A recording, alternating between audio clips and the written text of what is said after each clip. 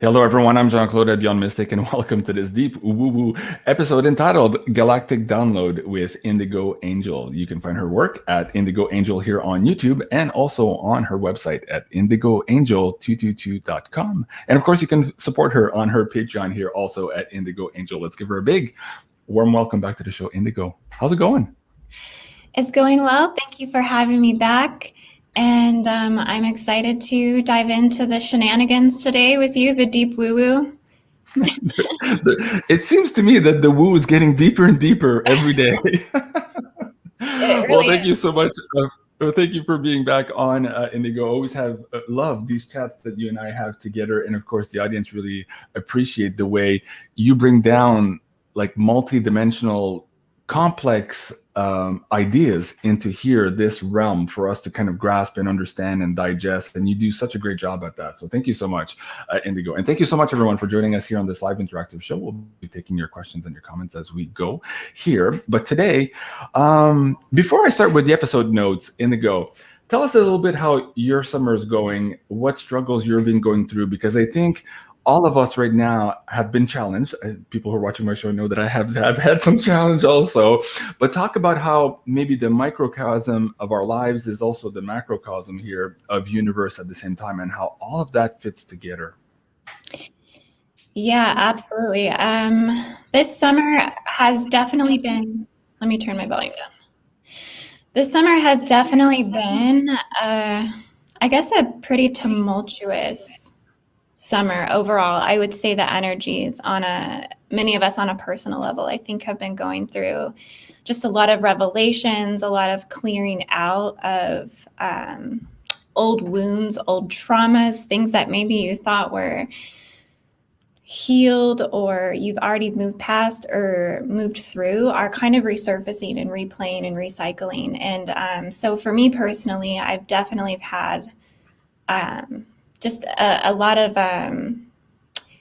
those personal things play out within my family and all of these things, especially with moving too. I'm like now down in the south, the deep south, and I'm getting a lot of these hydra transmissions. I'm here with the hydra rain and the hydra thunder. I mean, it's very rainy down here. I think it rains like alternately throughout the day, but so I'm very close to the Sarasota Stargate in Florida, which is really a Hydra-dominated gate site here on the Earth. And so I'm really just working through a lot of that raw, divine, feminine truth and realizations with my family. A lot of that's just playing out on a personal level, and it's just allowing me to see things from that personal level into the spiritual realms and then into the cosmic realms. And it parallels, so it's kind of what plays out in your personal life, then you begin to see that on a galactic spectrum as well.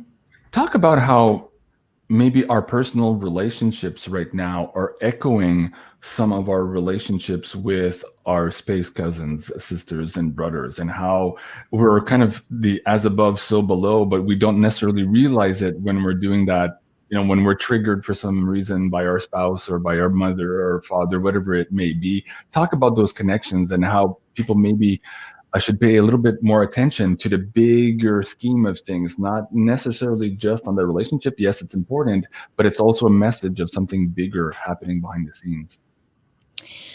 Yeah, absolutely. Well, I think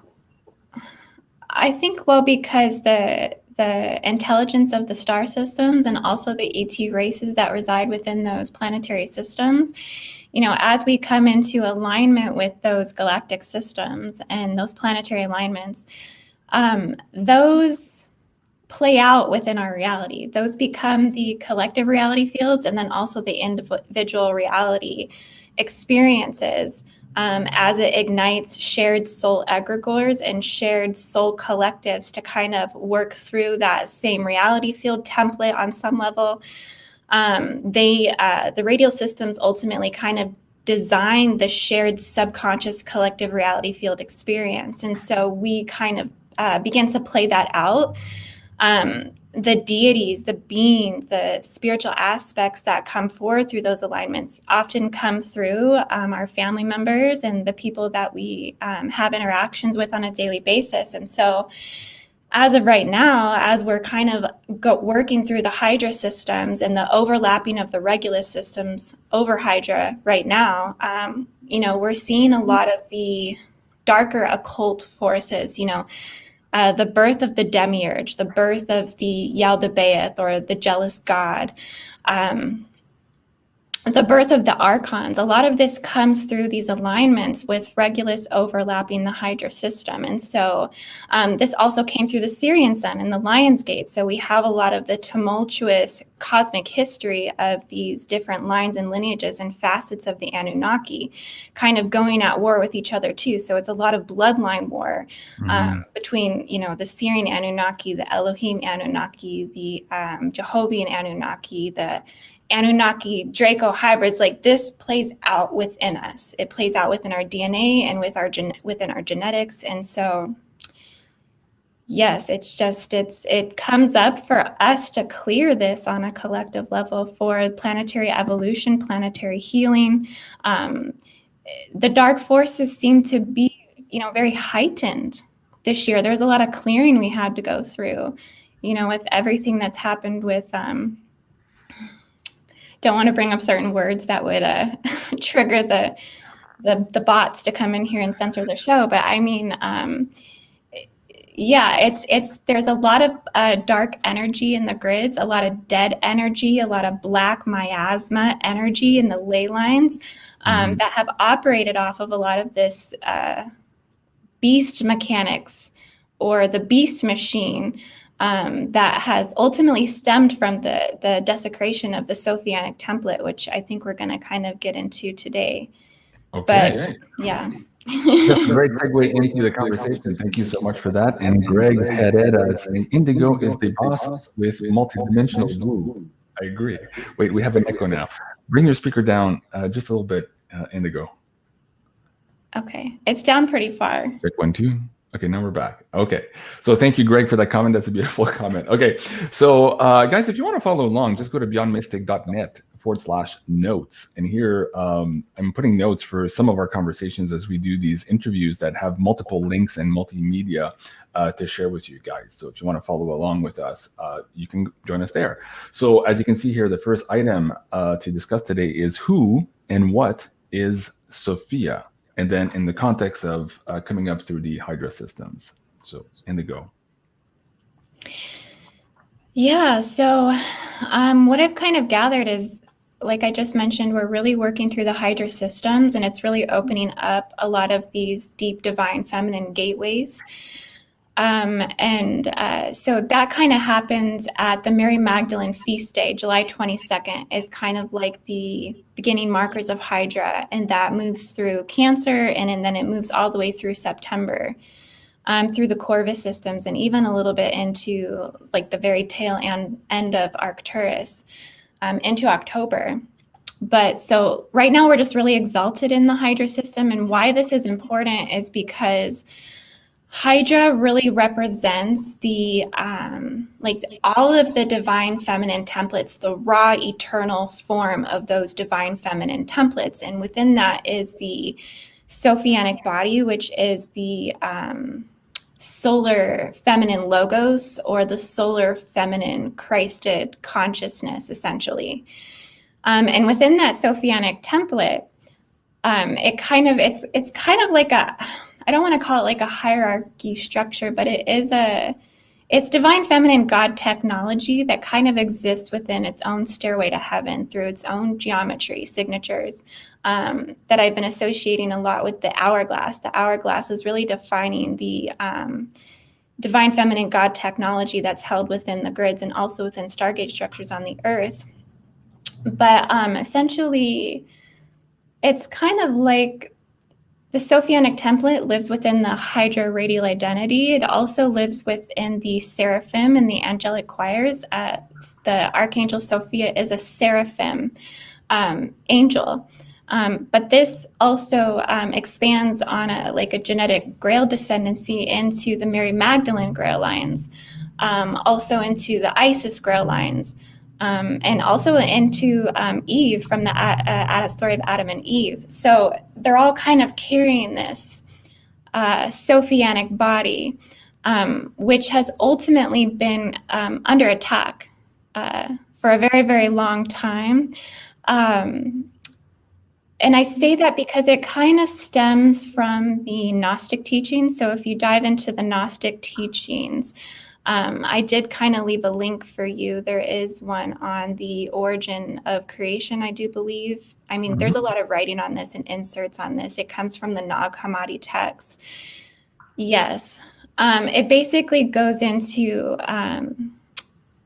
the story of the Sophianic body and how... and this was here prior to, like in the limitless light fields, prior to shadow, prior to the birth of chaos. And Sophia basically gets held responsible for birthing the Yaldabaoth, which is this jealous god. And Yaldabaoth goes on to birth the Demiurge, and the Demiurge goes on to birth all of the archons, essentially. So this is kind of where this was originally kind of desecrated. Actually, I don't know if this is actually originally where, but these are texts that we can refer to, right, to show aspects of this, essentially. And so a lot of this is coming up because it is said that if the Sophianic body had been illuminated versus desecrated, it would have actually prevented the fall of Atlantis.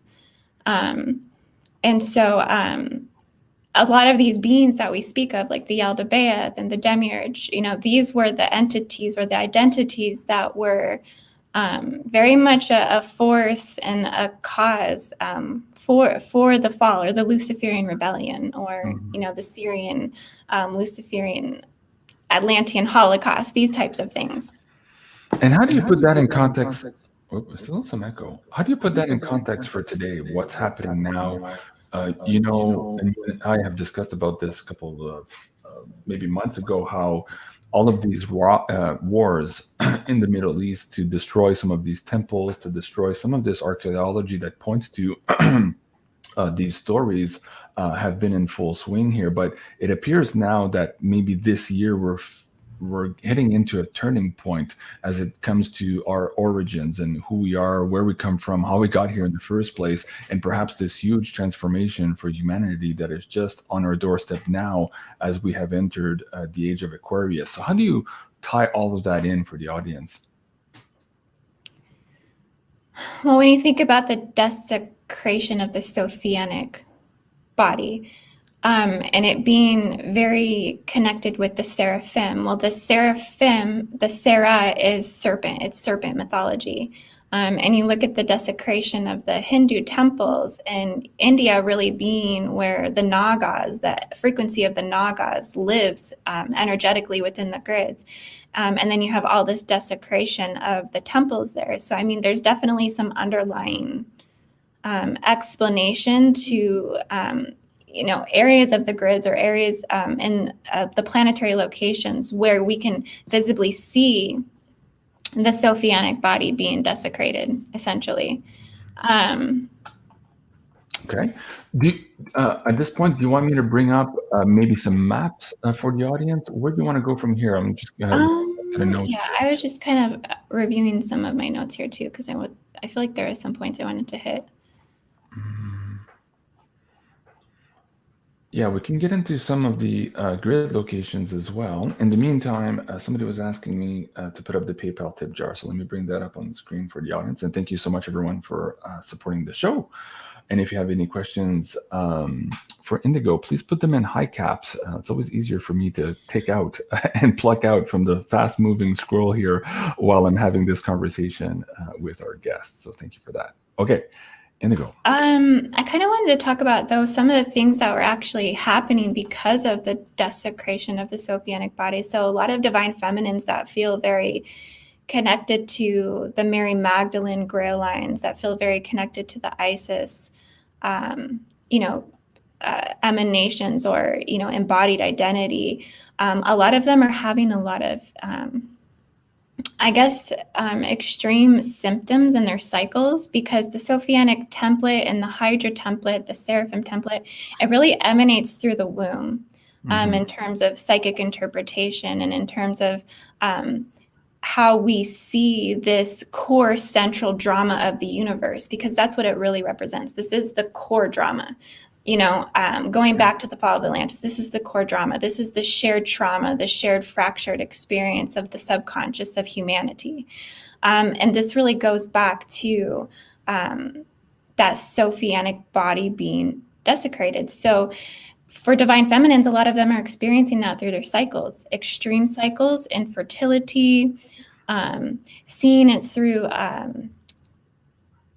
just a lot of, pain with their cycles coming late, their cycles lasting too long. A lot of them are seeing this through the cosmic womb, and they're getting a lot of these experiences. They're getting a lot of these imprints and these messages. Hold the phone here for a second. There's something weird. As you're talking about that, I've been documenting for a couple of months here, and it's very hard to have these conversations here on YouTube, but there were these effects, we'll just call it that, from one of the things that's going around the planet into people's arms. And they allude to what you were just talking about there too, having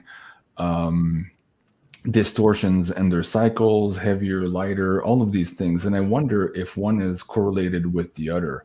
Were they also trying through this thing to mess up the communication or the relationship between these female energies, as you said, who are tied in more to the Magdalene grids, and their ability to connect to that? Was that an attempt maybe to shut down or to distort some of that communication, for lack of better words? What are your thoughts? Yeah, absolutely. It definitely goes after our reproductive system. There's a lot of ways in which they're distorting this within the grids. I mean, they have all kinds of stuff that they've tinkered within the solar feminine god technology, because they're basically spreading dark mother reversals in the grids. And so, yeah, it's definitely going for a reproductive cycle. It is, I've seen hooks like in the 9th dimensional field, like motherhood hooks, that they've like basically hooked into the biology of particular beings on Earth that they are, trying to run their forced interbreeding programs on, particularly like Hydarian Pleiadians. Pleiadians are always seem to be under attack of the draconic interforced breeding programs. Right.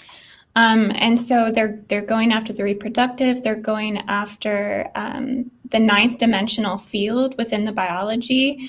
Like I said, hooking with motherhood wombs. There's also things called Vatican seals, where they're actually, it's called through the seals of confession, and it's where they disassociate confession by, what's it called? By,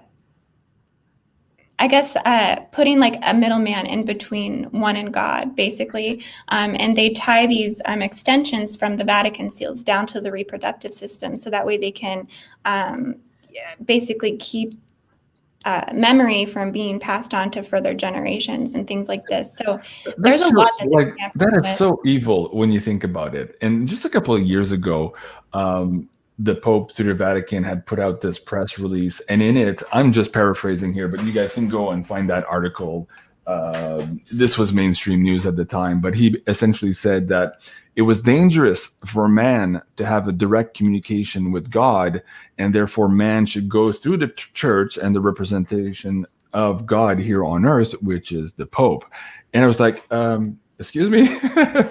Aren't we supposed to all have God source inside of us? We don't need a third party or an interpreter. And now I understand perhaps why they want to intervene there. It's to sever that connection and maybe implement their own type of control grids and lockdowns on top of that energy. Absolutely incredible. Wow. Yeah, I talk about that in a video I did I put out a new session called the Draco Aryan Occult Seal Removal Session. And basically it came to me when I was really studying. The first seal that I seen was the Monarchy seal.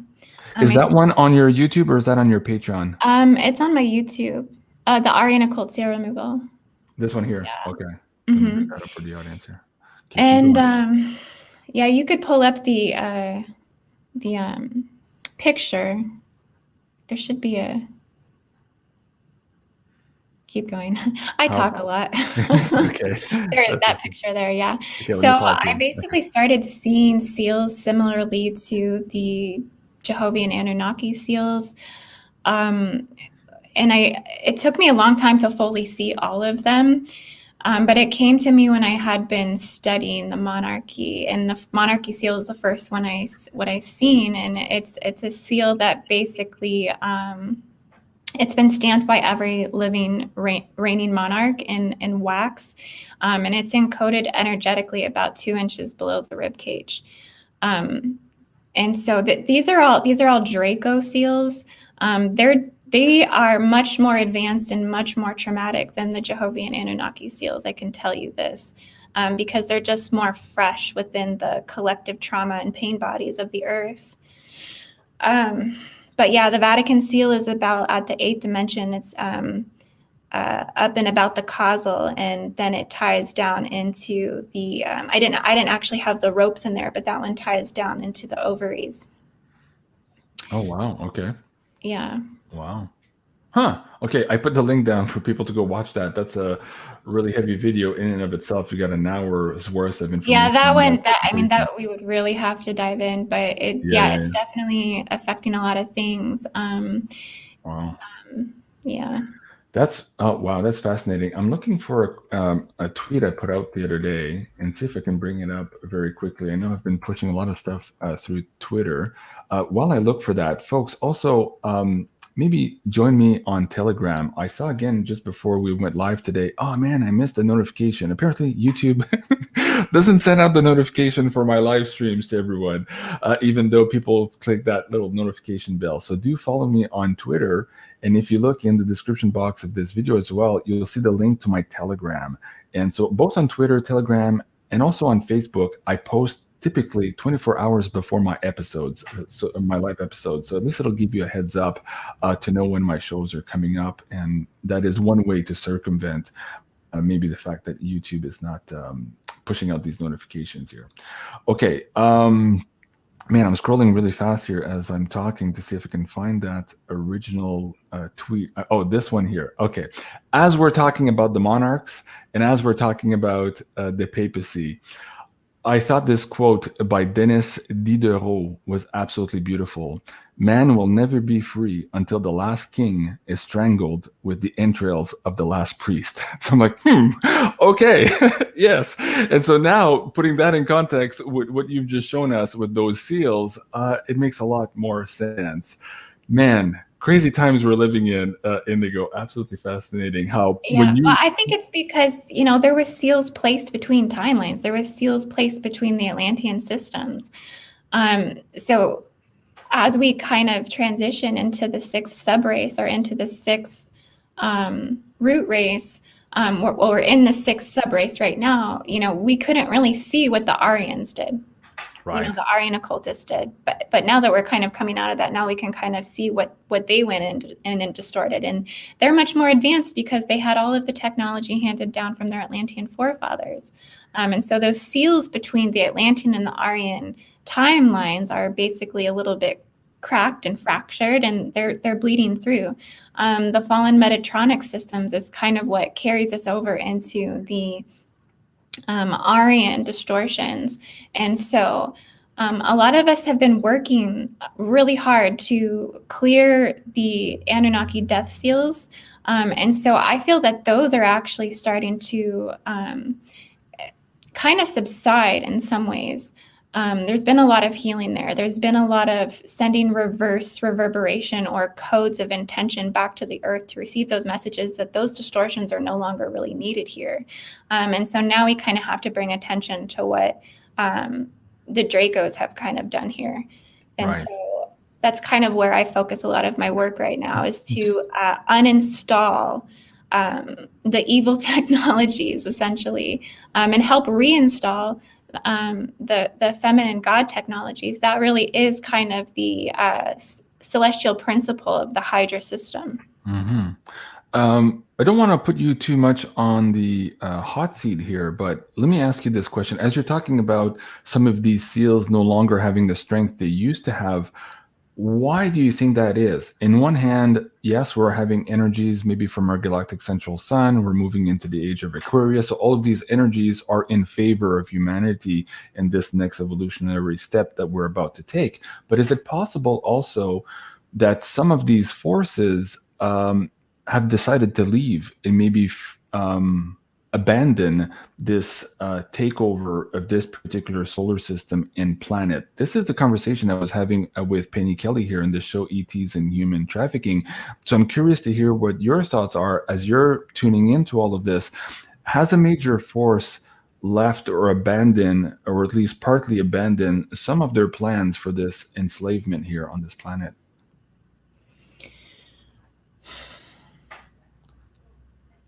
I don't want to say it's been abandoned. I want to say it's being monitored, because there are, I guess, systems in place, at least within the planetary grids, what we're going to go talk about on the map that I sent you.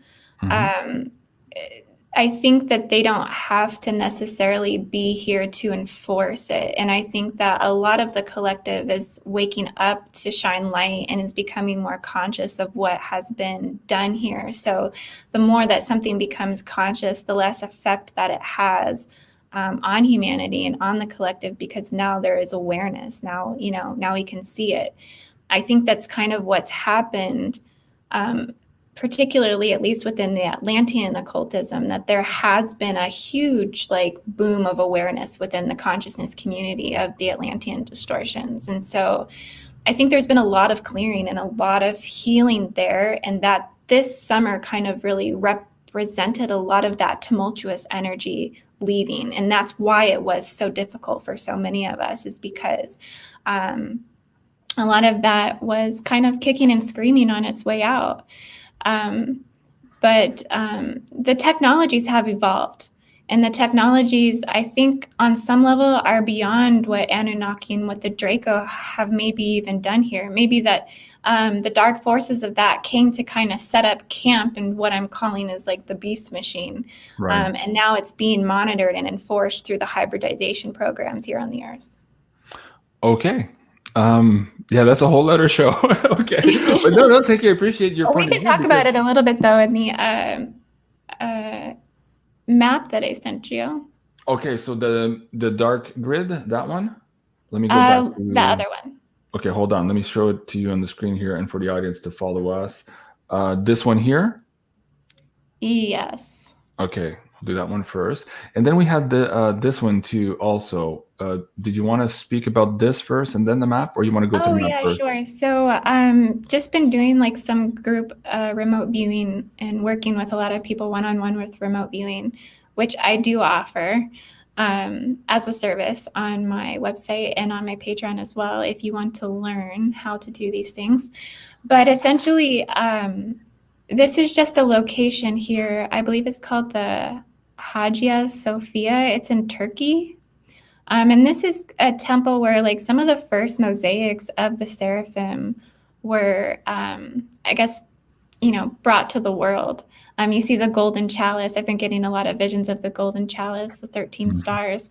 But essentially, I've remote viewed and I've seen portal structures at this temple location that does take one down into underground cities of the seraphim.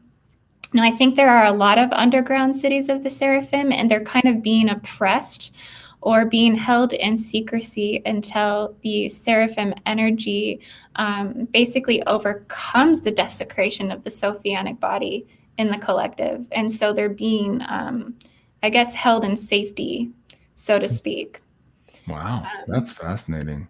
Yeah, so folks, follow this link here too, because I'm just watching or just paying attention and zooming in my attention to some of these mosaics here. I'm getting huge downloads, and I need to I need to be off air to really concentrate on what's happening. We haven't spoken a while, so I'm giving you a transmission. Yeah. Right. It's a big transmission for sure. Wow. Absolutely amazing. Okay. So I've just put that link back in the chat. Anyways, you guys have it on the notes page there on John Mystic, and you can follow along with us. Okay. Next up was that map. So let's go there now. Well, actually, let's go back to this here. Is there anything the audience can do to help? Maybe by focusing on some of these portals, sending energy, and if so, what would you recommend? That's definitely a good question. I mean, of course, I've been finding the more things you can do in group activities is the best because you're the most impactful. That way, I've personally started to host once a month group remote views where we're going to go in and go on mission and kind of go in for research and observational purposes, but also go in to heal or work on specific Stargate sites that maybe have blockages, some of that dead energy. So it's really however you feel you can get involved. If you want to do things on an individual level and just scan in and send light or just do healing on those specific areas, you can definitely do that. But I would definitely look for maybe something in group participation because it's going to open up your clairvoyances a lot too, so you can see more. And so if people want to do the group thing, that's with your Patreon? That's how they can connect to the group? Is that right? Okay, yeah, so I'm going to be doing that once a month for and which tier are they looking for if they want to join that group? You can join that just on the 1111 tier. So I'll put out a note. These are in Canadian prices. So the diamond one is the one you're referring to? Yes. Okay. Okay, very good. Okay, wow, that's fabulous. Okay, guys, there you go. If you want to take part in that as a group, please do go join Indigo here at patreon.com/IndigoAngel.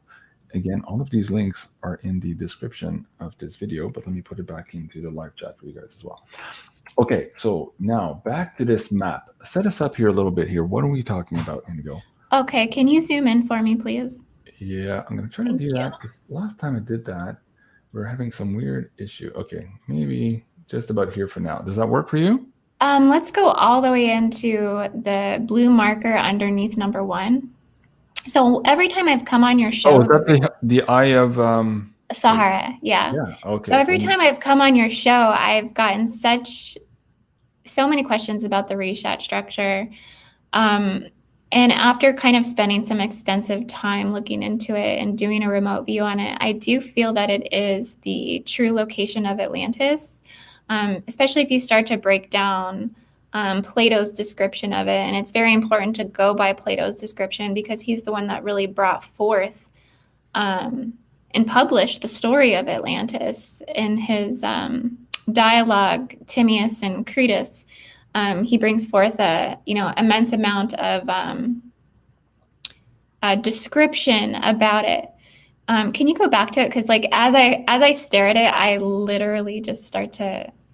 Yes, and I also wanted to share this one. I also wanted to share this one with the audience. So Indigo just created this video a couple of days ago or 5 days ago here, reviewing the Eye of the Sahara. So I'll bring that link for you down as well, but let's keep it here for the conversation. Okay, go ahead, Indigo. Yeah, you can zoom out a little bit too. Just zoom out? Okay. Yeah, so Plato goes on to describe that the Atlantis was a ring of concentric circles alternating with land and water. So the Rishat structure really completely fits that description, basically. Also, if you zoom out a little bit, what's kind of interesting about the landmass here is it kind of looks like, if you zoom out more, just a little bit, just a tiny bit more, you're doing great. Okay, so you can see this, how it does look like water actually used to come and fill this area here. Oh, I see what you mean. Yeah. Yeah, so it's definitely to me, at least when I was remote viewing in, I felt very called that it was the location of Atlantis. I was seeing a lot of things during remote view, like river systems that come down from the Atlas Mountains that went through the Rishat structure and cut across the east side of the Sahara. And then I also seen river systems underground. When I was remote viewing in, I was seeing whale bones and things like this around the Rishat structure. So there's definitely a lot of water that was here at one point. And also, if you think about how Atlantis fell, like the cataclysm of Atlantis, it's interesting because this little number 1 up here, that green paddle, that's actually a impact structure site called the Tenemer Impact. So it's very interesting that we have, you can zoom all into it, you can actually see the structure of the impact.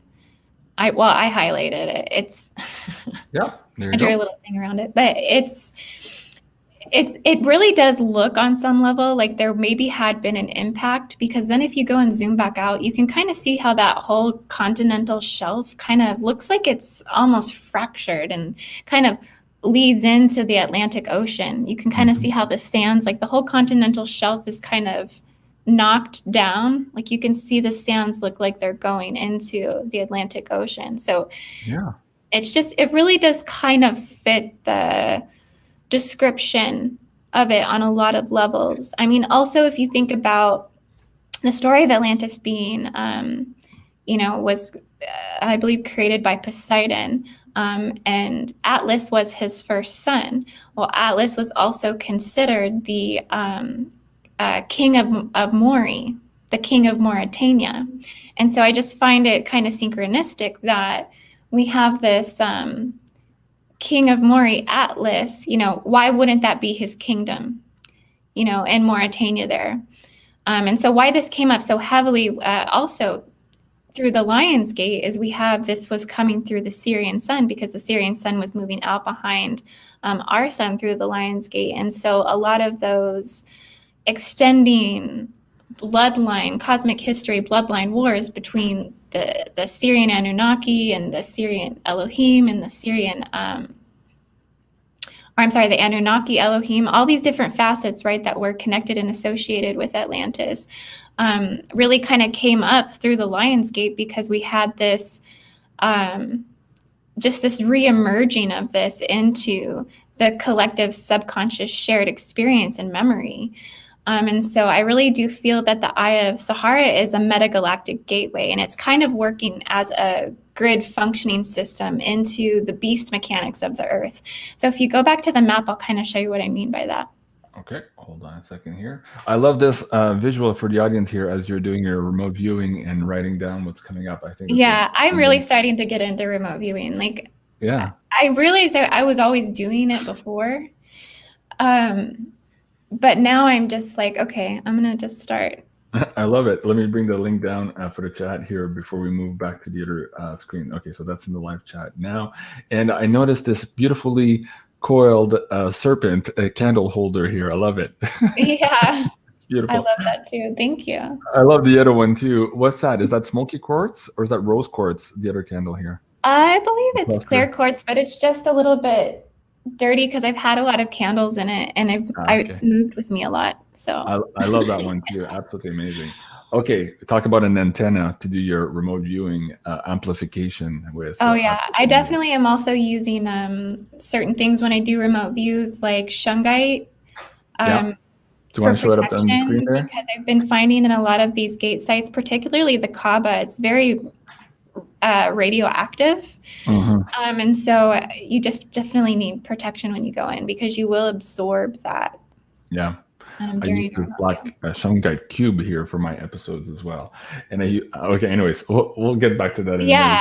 You and I are supposed to do more crystal stuff at some point here too. Now that I'm back in the saddle here with all of our production videos, I'll start paying more attention to all of these things that Indigo and I wanted to do a couple of weeks ago, months ago, and that were all delayed because of the censorship stuff that's happening. So stay tuned for that, folks. Much more to come here with Indigo. Okay, so let's go back to my map. You wanted me to zoom back in on the eye itself? A little bit. Or go back out. Oh, out? Okay. Yeah. And then go across. Okay, so I have labeled up here, or go to the right. I'm sorry, go to the right. Okay.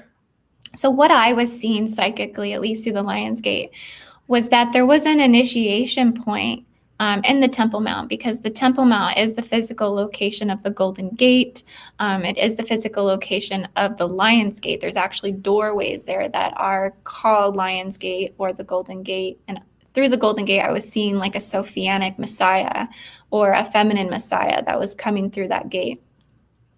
I kind of see that as like the initiation point. And then we have the Kaaba here, which is running anti-clockwise mechanics here, like the most human collectively enforced mechanics, because you have all of these Muslims that are praying around the Kaaba going in an anti-clockwise motion seven times in one day or something like this. And so it's generating a lot of quantum here that they are using to access generators within the inverted funnels of the Atlantean systems. So everything's really kind of operating off of that 24-degree north horizontal ley line. If you follow that ley line across, it goes from the Kaaba through the Eye of Sahara, and then goes into the Bermuda, which I do feel is a decoy Atlantis location and works as a black hole system that feeds off of these 666 Apollon seals off the coast of West Africa, and also into the well of Yemen, which is supposed to be the well of hell. Right. But when we were remote viewing into Bermuda, we were seeing black hole system that was feeding possibly to the great attractor, is what I kept seeing. So that would be a very interesting concept if we have a multi-functioning beast machine on the Earth. And this is why I'm saying this feels so beyond even Anunnaki or Draco technology, or even hybridizations of this, that this might be intelligence that's even beyond these particular race lineages and facets, essentially, to come in and use these particular mechanics of natural gate sites and unnatural man-made gate sites to be functioning quantum to funnel off of black hole systems in the Earth, to basically, what I'm seeing is to keep that desecration of that Sophianic body, so that way they can't actually integrate the healthy mother god technology on the Earth. Wow. Yeah, so that's. I just wanted to bring this video just for the frequency for the audience to see what this looks like, this counter rotation. This is one example here. Don't know what the date of it on this one is. Do you remember, just as we're looking at this now, do you remember maybe 3 or 4 years ago, during one of these events, there was somebody maybe in some condo towers in the back filming, and then they saw this kind of like UFO come down, hit the square, and then go back up. Do you remember that video? No, but that's interesting. Yeah, if I find that video, I'll send you the link. Perhaps we can talk about it in the next episode and see how that might have connected, and why, specifically if we can find the date and the time, you might look at some of the astrological alignment and say, oh, maybe this is what was happening here. So that's pretty fascinating. It's definitely a very mysterious and extraterrestrial location. I do feel that rock on the corner of the Kaaba is a meteorite rock. And so they're definitely using alchemical and elemental technology that I do feel goes into like the lunar systems and the Saturn matrix as well. Let me just see if I can bring a picture of that corner stone there. Hold on a second. I was in the video thing. See if this works for the audience here. Yeah, so I'll see if I can zoom this in for you guys. There you go. Now, speak about this again here and how maybe all of this ties in. And somebody was asking also earlier, does Moldavite help? Oh, there you go. It's still on the screen. Mikola was asking you for protection. Do you use Moldavite for protection, or do you use it more to maybe expand antennas? Yeah, more expanding antennas, not as much for protection. Right. For protection on remote viewing, I have found shungite and also wearing a mirror. Like if you can get a mirror, if you want to hold a mirror, or if you want to get like a mirror necklace, just because of the reflection of light that would emanate from your energetic field. And you can use that to shine that into the unconscious and the shadow spaces of areas that you're remote viewing. Oh, that's interesting. Mikola also says, I thought that video was over the Temple Mount. That could be. That's why I'm not finding it doing the search here. So that's possible. Okay. I'll try to see if I can find that video. Anyways, it was a cool video. Okay. Now let's go back to our grid. I was curious about the Bermuda Triangle portion of it. How are you tying this up to this beast machine here? Because of the horizontal ley line. there is technology that goes into the horizontal ley line that I can't actually bring forth right now to remember and what it's doing, but it's basically it's a current that is going from east to west. That's kind of like if you look at the Sahara, the Eye of Sahara, the opening gateways to the Eye of Sahara are pointing west. So there is this current that flows west. Even if you think about how they're going around the Kaaba and they're circulating that anti-clockwise,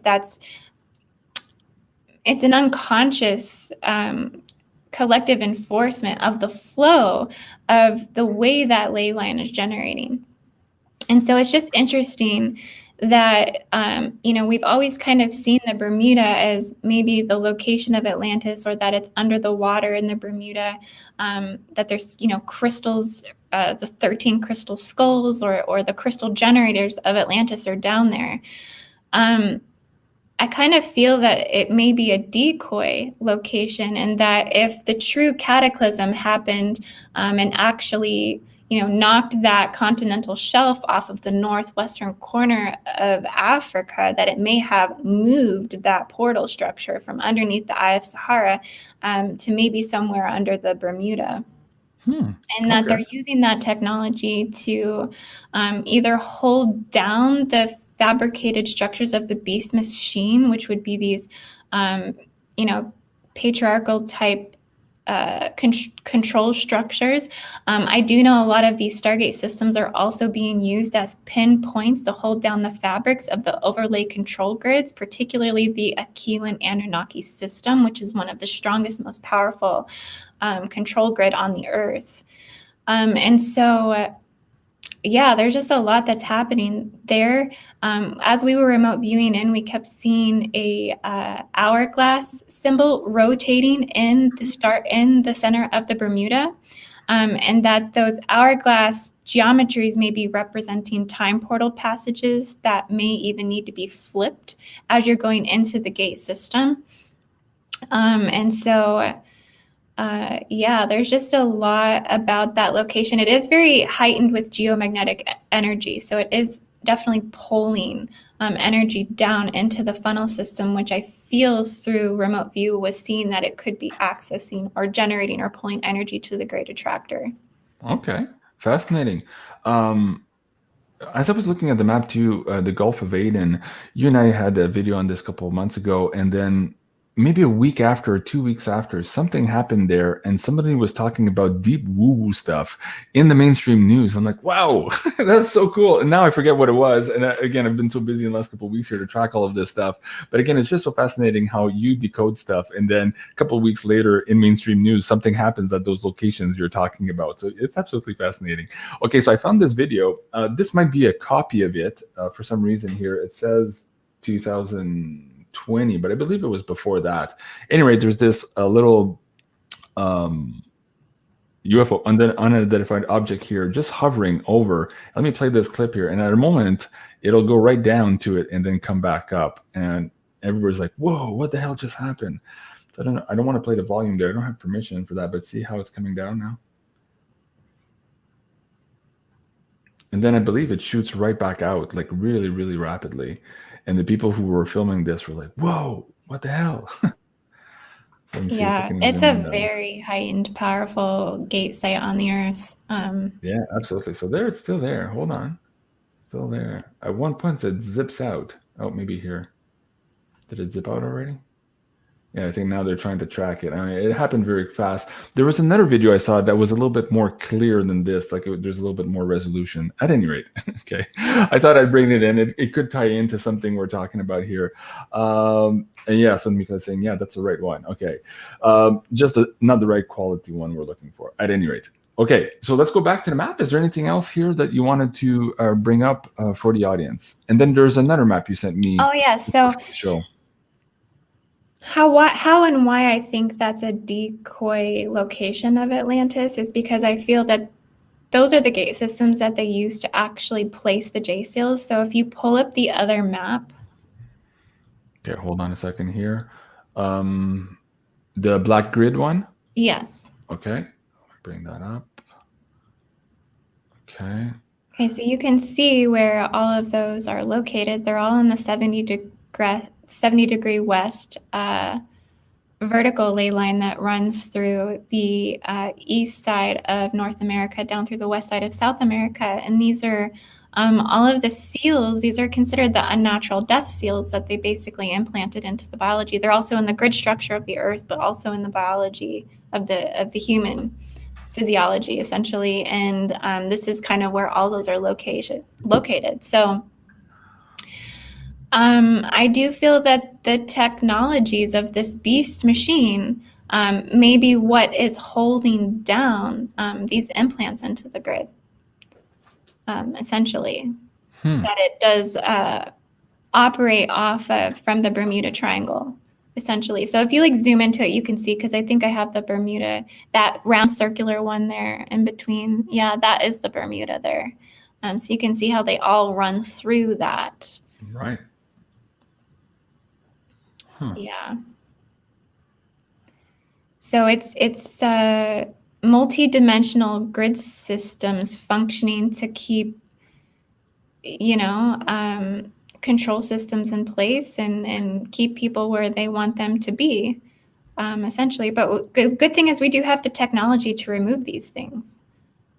Yes, and apparently, like I said earlier, we're getting energies maybe from our galactic central sun and some of these alignments that are actually helping us to that effect now. Now, as I'm looking at that map, again here, I don't want to put you on the spot too much here. We didn't talk about this before the show. Cuba is pretty close to this area here. I'm wondering, have you ever remote viewed these pyramids on the northwest coast of Cuba? No, I haven't. There was this documentary, I think back in the 90s. It was a Canadian-Italian doctor who had used and had received permission from the Cuban government to, at the time, use this new technology that was similar to a side scan sonar type of thing. And these were the images that were coming up. And they were supposed to do a documentary on what's that called? National Geographic. And anyways, through the paperwork and all of that, they realized that by signing the contract, National Geographic owned all the material, and that they were never allowed to publish anything other than these couple of pictures we can still find on the web. And anyways, this doctor was on the Art Bell show way back when talking about this. And I thought that was fascinating because we never actually got to see what they picked up other than what this person had already published before she realized that there was this NDA, and basically National Geographic just canned the whole series and they never showed this information. Now, what was cool about that too, in the early, maybe 2003, 2004 time frame, somebody was talking about this on the radio, and a nurse called in who was stationed in Guantanamo Bay. And as she was hearing this story of this Canadian-Italian doctor team doing this work, it reminded her of something that the Marines had told her in Guantanamo Bay. And she said there, of course, there's a lot of activities, a lot of submarines, a lot of guys come over there and they do R&R on Saturday night, barbecues and stuff like that. And she said that there were some of these sailors telling her, the nurse, these stories that they were scuba diving off the coast of Cuba and that they had found pyramids and active technology. So energy, ongoing, perpetual energy, some type of thing like that. And at the time, the nurse was like, oh, these sailors, they're going to just tell me these crazy stories. They just want to get into my pants or words to that effect. But then when she heard this particular broadcast on the radio, she says, maybe those guys were actually telling the truth. They were talking about this. So anyways, that's fascinating. And Indigo, maybe it's something you can put up on your queue here for your next remote viewing session, because again, in the last couple of years here, we've seen this détente and then this retraction of the détente between the Americans and Cuba. So we always wondered what this quarantine of Cuba was after the Cuban Missile Crisis. Was there in fact something else that was put in place, maybe under the guise of trying to stop communism infiltrating North America, but really it was trying to prevent maybe some of this knowledge here underwater coming to the light. So maybe that's a remote viewing that we can do here in the next little while. Yeah, absolutely. Yeah. And if you If guys know, I get called to it, I've been getting called to a lot of places like the DIA airport. really? Oh, that's interesting. Well, going back on Cuba, I've been called there as well. Between 2000 and maybe 2010, I had traveled there maybe over 20 times to do scuba diving. And every time I would try to do a trip to go scuba diving somewhere, something wouldn't work out. I would try to go here, it work out, and didn't have the flights. And I was like, oh, well, I'll just go to Cuba. I like the waters there. So I was always going in the waters in Cuba.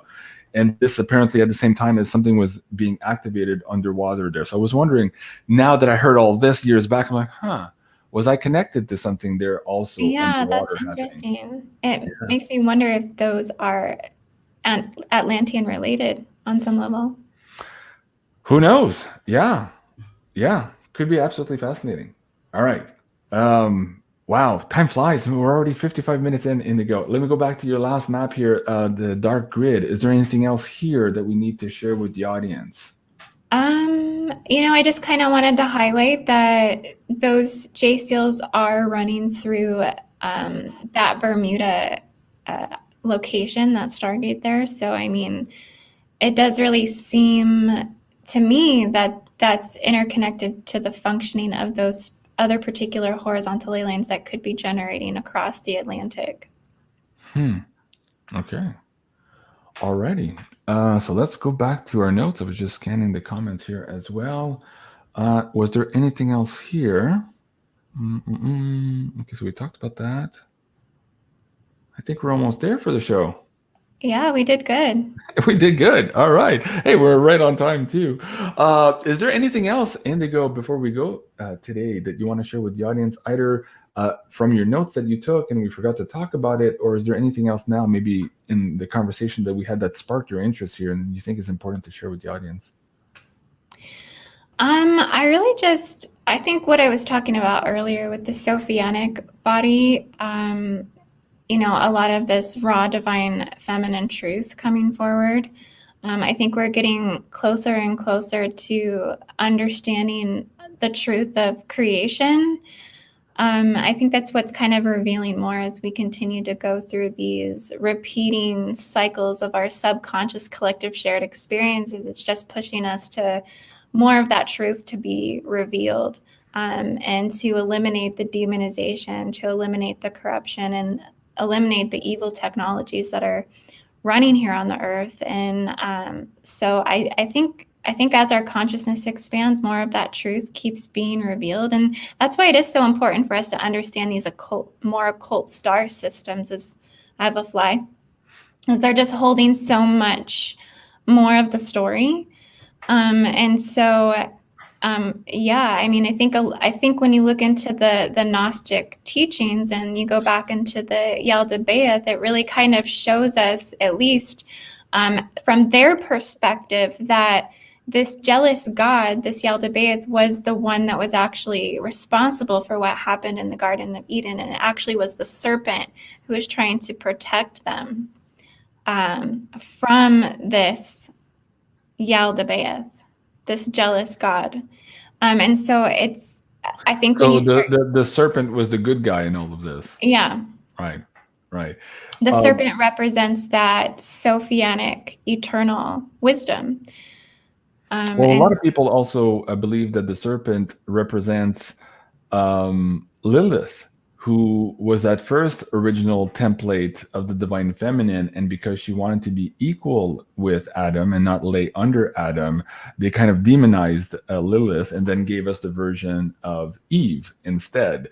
Anyways, that's for a whole other show, but that's absolutely fascinating how everything we're being told is absolutely inverted. And we're just now moving into this consciousness where we're remembering through our DNA, but also through our collectiveness and how we're all interconnected and how we all have a piece of the puzzle. And when we do live streams like this too, it's incredible how we bring all of that together. So thank you so much, Indigo. And of course, let me bring this up here too. If you have, so let's talk about this special here for the Beyond Mystic audience. And let me bring that link down to the chat for the audience as well. Go ahead, Indigo. Okay, yeah, so the Beyond Mystics special is an in-depth Starseed origin reading that does come also with a J Seal removal, I do believe, and a PDF of my book, How to Read Celestial Starseed Origins. And I do believe I have a 10%. So it is discounted. And then I also add another 10% off the package at checkout with checkout code Beyond Mystics 3.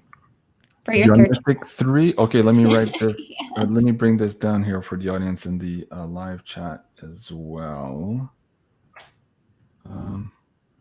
Wait, I think that link didn't work, but the coupon code works. Hold on a second. Let me bring that back down for the audience here, just to make sure. It is in the description box below, guys. If you're watching this on replay, you'll be able to just click on the link there. But let me bring up the coupon code as well for the audience. Yes, and if you're interested in getting the DAO seal removal, you'll definitely want to have had the J seal removal prior, because some of these seals are interconnected, and so we have to kind of uninstall the technology from the fallen Atlantean systems, and then you can go in and uninstall the Draco distortion. Okay, so there's a little bit of work there to begin with. So for the audience here who are kind of new to all of this, maybe before you get into any of these packages, why don't you start by perusing IndigoAngel's intense library here already on YouTube. Tons and tons and tons of free stuff here that'll help you out. Some meditations, some visualizations. And then if you're interested with that, move over to her Patreon here, where she goes a little bit more into detail on how to remove some of these. For example, the J-Seal removal, you can do that here, or watch some of these videos here on her Patreon. And then, if you're really serious too, get that Galactic Starseed reading from Indigo personally. It'll give you so much insights on who you are, how you're connected through all of this, and what your mission is right here, right now. And so, yeah, wow. Again, time flies, Indigo, every time you're here. So folks, thank you so much for joining us here today. This was the Galactic Download with IndigoAngel. We're going to try to do this every 2 weeks is our plan now that we are back in the saddle. So just look for the poster here in 2 weeks from now, which will bring us on August 26th. If everything goes to plan, that'll be our next episode here. And Indigo, you and I will just confirm that after the show here and bring up the posters for the audience. All right, folks, thank you so much for watching. And please do remember to like, share, and subscribe here on my backup channel. And you can find me at Jean-Claude at Beyond Mystics 3. If you're watching this on Indigo's channel, come over to our side here and peruse our library that keeps growing every day until they delete us maybe again. And of course, I'm having fun with that. All right. Thank you so much, Indigo. I love you. Have a great day. And we'll see you soon, everyone. Bye. Thank you for having me. Have a blessed day.